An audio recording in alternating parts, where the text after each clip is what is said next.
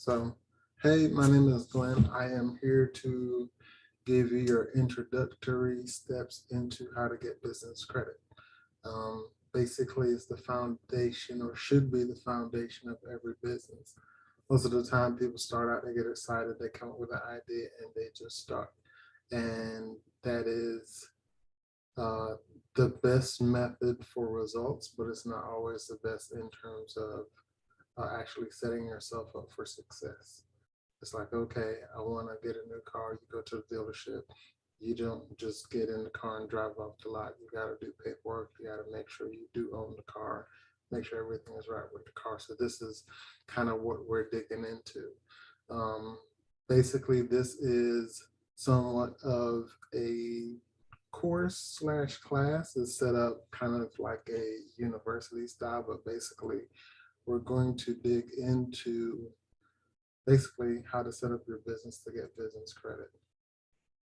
All right, so in the first lesson, basically we're gonna go over your business name.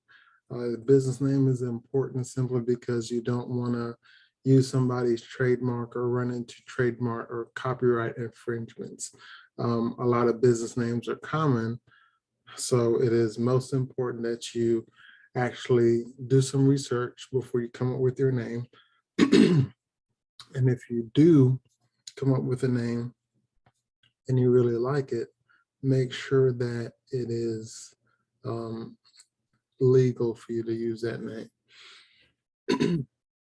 So right here, you click on this link, it'll take you to the US trademark. And basically it allows you to search and look up trademarks and even apply for a trademark.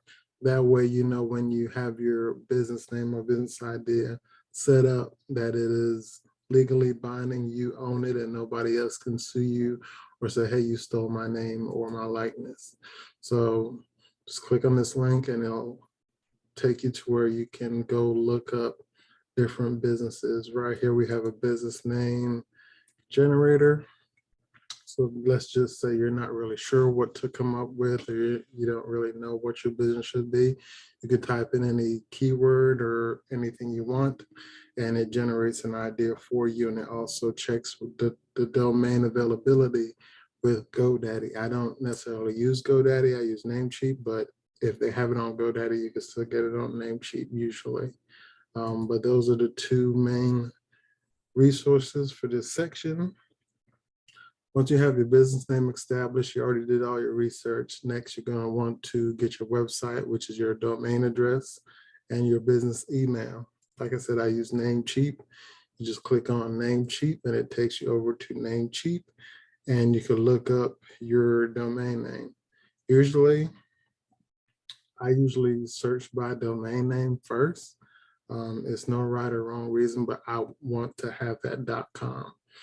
You want to have that .com domain. That way, you know, okay, even though my business name isn't trademark, I can go by the .com. So when people ask, hey, what is your website? How do I do business with you? You want to say xyz.com.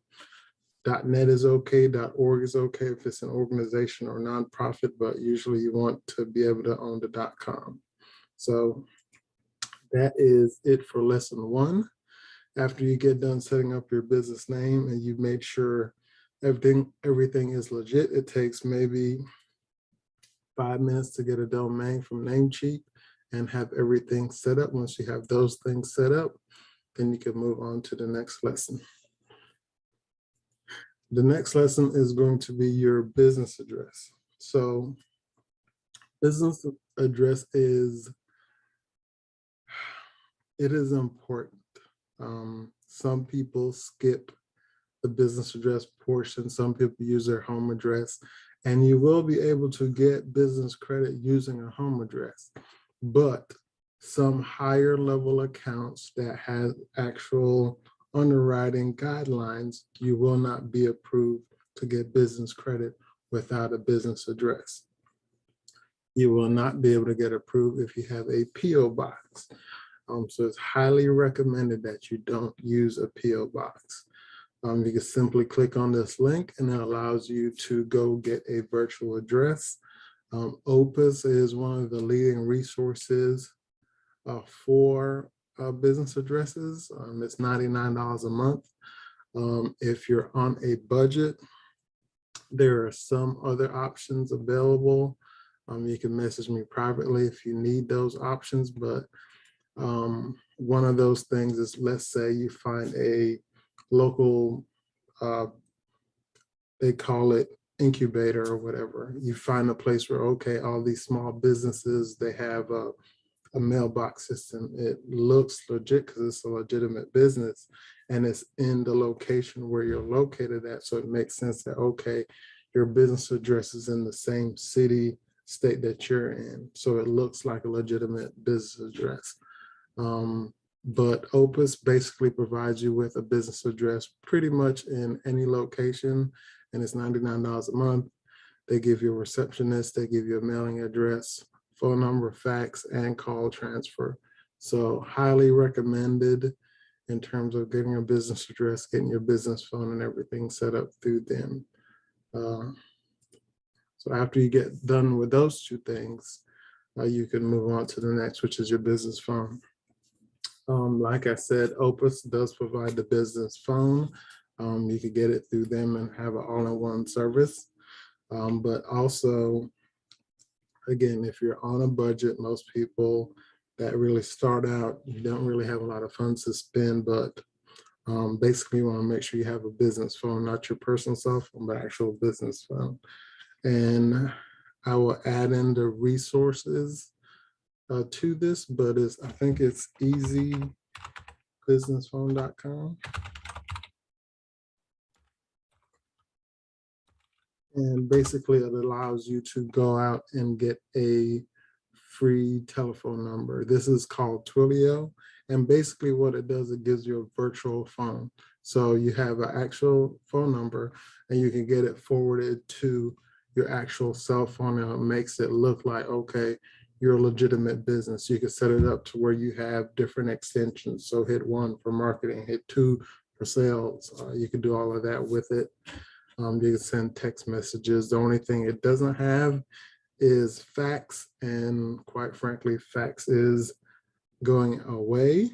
Not a whole lot of people use it, so it's kind of redundant to have fax. But believe it or not, some companies still use fax machines. So you can get it through Opus, or you could just go to easybusinessphone.com. Basically, it's $2 a month to have your actual phone number. You could choose a local area code, or you could choose an 800 number. Either one is fine as long as it's not your actual cell phone number. They want to see an established business with its own number. So that is why you need to have that established. And I will add the Easy Business Phone in here. Next is your business formation. So going through this lesson, it varies is the answer. It's always a variable. It depends. 9 times out of 10, the correct answer is contact the CPA to find out what is the best filing method for you. But at bare minimum, you want to have an LLC. Even a sole proprietorship, which means you're the only person in your business, you own the business, that is, LLC is still a sole proprietorship if it's just one person, but it gives you an actual legal entity that kind of separates yourself. Also, if you look at partnerships, like if you have multiple people in a business or plan on having multiple people in a business, it might make sense to do a partnership. Corporations as well, it all depends on how your business set up, how the income comes in, how the expenses are being paid. So pretty much you want to make sure that you kind of talk to a tax professional. I'll see if I can get some resources in here so you can actually seek a tax professional, but at bare minimum, I would say get an LLC. Once you have an LLC, you can create another LLC to own it. You can create a corporation to own the LLC, that type of thing. You can get real creative with it. But just starting off your business, by bare minimum, have an LLC, and you should be good to go in terms of business credit. Business Employee Identification Number, or EIN number. This is basically the social security for your business. Starting out, not a whole lot of people are going to lend you money with no credit background. So the EIN number is what we're building up. That's the whole point of using business credit, building business credit, is so that the business can have its own social security number. So whenever you need funds for the business, need to purchase anything for the business, you can simply go out, purchase it under the business social security, and you don't need to use your social security. In the industry, it's called PG, or personal guarantor. Is basically saying that you, the business owner, is responsible for whatever debt that the business occurs. You don't really want that for legal purposes, but pretty much starting out, you may have to use your personal credit to get business credit. But over time, you want to develop your business credit so much that you don't need your personal credit. You could go out, purchase cars, purchase equipment, purchase real estate, all in your business credit without using your personal credit. So let's say, for instance, something happened in your personal life. Let's say you get into a car accident, or somebody falls on your lawn, or whatever the situation is. If somebody sues you, the person, they can't come after the business. And vice versa, if something happens with the business, somebody wants to sue the business, they can sue the business, and they can't sue you personally, because you have those two entities divided and separated. So that's the whole point of building up business credit. Next, we're going to dig into business licenses.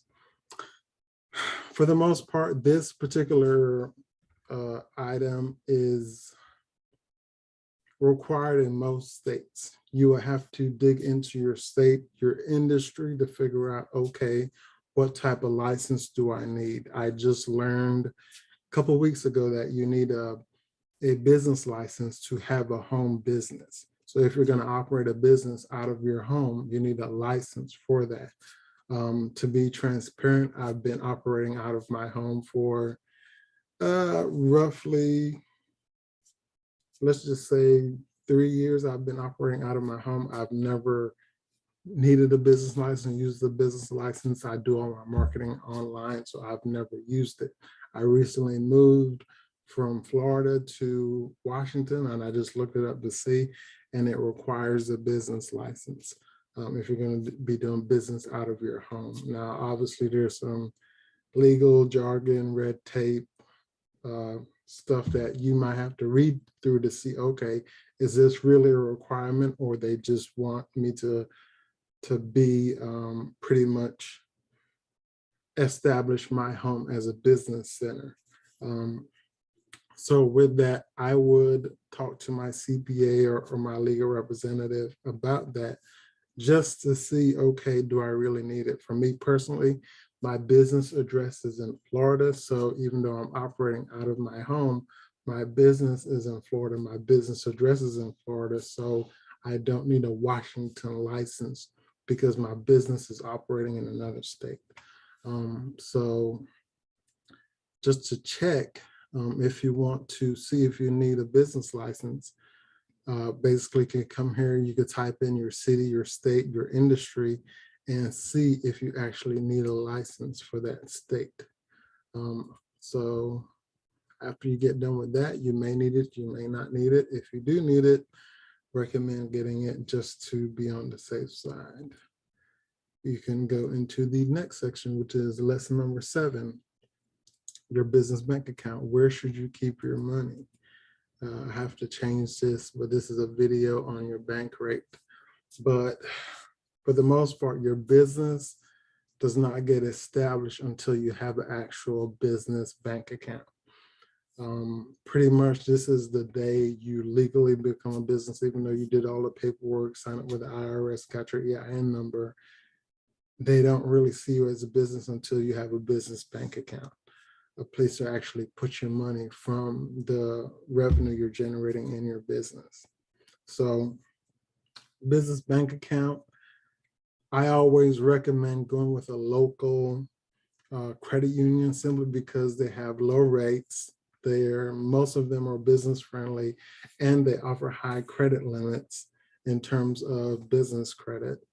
Also, I would recommend, I guess, nationwide brands, Navy Federal if you can, Bank of America, Chase, Capital One, simply because, like, let's say you fly to a different city, different state, and you need access to your money, you want to be able to have a physical location to go to. It's not important, it's not a requirement, but if you know you travel a lot and you might be doing business in another state, it might be more beneficial for you to have an actual location that you could go to, say, hey, I'm having trouble with my card, I need to get $5,000 out of my account, or whatever the case may be. But in terms of your business banking, you want to establish a bank account and show that you're getting revenue on a consistent basis. It's called your bank rating. And basically it rates how high, how low your bank account balance is every month. So it helps to have revenue coming in. It also helps to keep actual money in that account. So for that reason, keep that in mind whenever you open a bank account. Don't just open a bank account for the sake of just having a bank account, but actually try to get funds rolling in there. Also, I don't see Chase on here. I highly recommend Chase simply because they have a lot of business credit options available. They do have high limits and they have some introductory rates that are like 0% for new businesses. So I would highly recommend using Chase for a bank account to establish that relationship. All right, and the last thing is a business merchant account. And business merchant account, I don't have one here, but basically it's a way for you to collect money. Think of PayPal, Square, Cash App, things of that nature. Pretty much you want to establish a merchant account. That way you can collect funds. Whenever you collect funds, you can actually show, okay, this is my business revenue. This is where the money's coming from. Not necessarily a requirement for business credit, but it helps. Every little bit that you can build on it helps. So that is pretty much the end of the business credit course in terms of the foundations, getting the foundation set up. After you have the foundation set up, it's time to get your tier 1 vendors. And in the next class, I will talk to you about what tier 1, tier 2, tier 3, what are the requirements for those different tiers and what information do you need. But you cannot move on or try to get business credit with any vendors until you have these set up. The reason being is as you go along, you're building a foundation. If any of this information is incorrect or set up incorrectly, it's going to delay you getting credit for future vendor accounts. Let's say, for instance, instead of using a business address, use your personal address. Then you get everything set up, you start applying for credit. These different companies, they put down your home address for your business address. Okay, you think you're doing good, you're on the way, and then boom, you want to go to a higher tier level of credit. They say, hey, we show a personal address on file. How come you don't have a business address? You get denied, or they say, you know what, we can only lend you half of what you wanted because you don't have a business address, you're doing business out of your house. You have to go back, get a business address, update the information, not only with the IRS 411, but you still have to go to those other accounts that you have and update all of those accounts. So not only are you going to get declined from other vendors, but you're going to have to go back and do the work over and reset all of those accounts. So it's best to have it set up the right way and be done right the first time versus having to go back and do everything over. So again, that is the foundation of business credit. go through each step, make sure you read information. Each information has links and gives you the overall view of what should take place, what should happen when you get ready to set up your business for business.